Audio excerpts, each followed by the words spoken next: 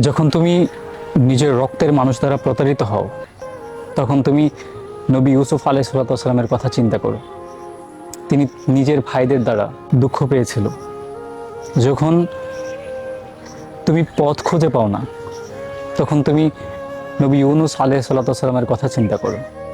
তিনি কিভাবে তিমি মাছের পেটে দীর্ঘ সময় রয়েছিল এবং আল্লাহ তাআলা তাকে পথ দেখিয়েছিল।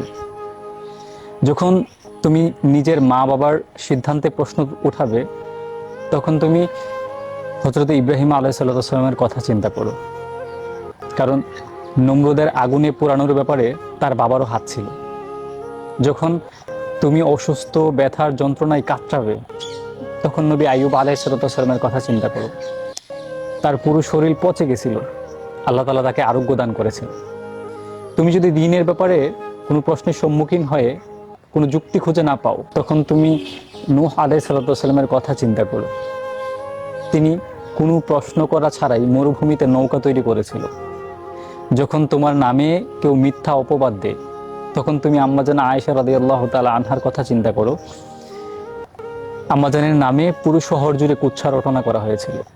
যখন তুমি নিজের আত্মীয় স্বজন, পরিবার পরিজনের দ্বারা হাসির পাত্র হও, তখন তুমি আমাদের প্রিয় নেতা হযরত মুহাম্মদ রাসূলুল্লাহ সাল্লাল্লাহু আলাইহি ওয়াসাল্লামের কথা চিন্তা করো। তিনি নবুয়ত প্রাপ্তির পর তার আত্মীয় স্বজন, ফ্যামিলির মানুষ কাউকেই পাশে পান নাই। তারপরও তিনি কষ্ট করে গেছেন। আল্লাহ রাসূল সাল্লাল্লাহু আলাইহি ওয়াসাল্লাম বলতেন, তুমি যখন পৃথিবীর সবথেকে বড় জিনিসটা অ্যাচিভ করবা, তখন তোমার পৃথিবীর সবথেকে কষ্টদায়ক পরীক্ষাটার সম্মুখীন হতে হবে। এজন্যে সবথেকে কঠিন পরীক্ষাটার সময় আল্লাহ তাআলার রহমত এর প্রতি তোমার সুদৃষ্টি থাকা উচিত। আর যদি প্রশ্ন করো, আর যদি তর্ক খোঁজো, তাহলে আল্লাহ তাআলার ক্রোধের সম্মুখীন হবো।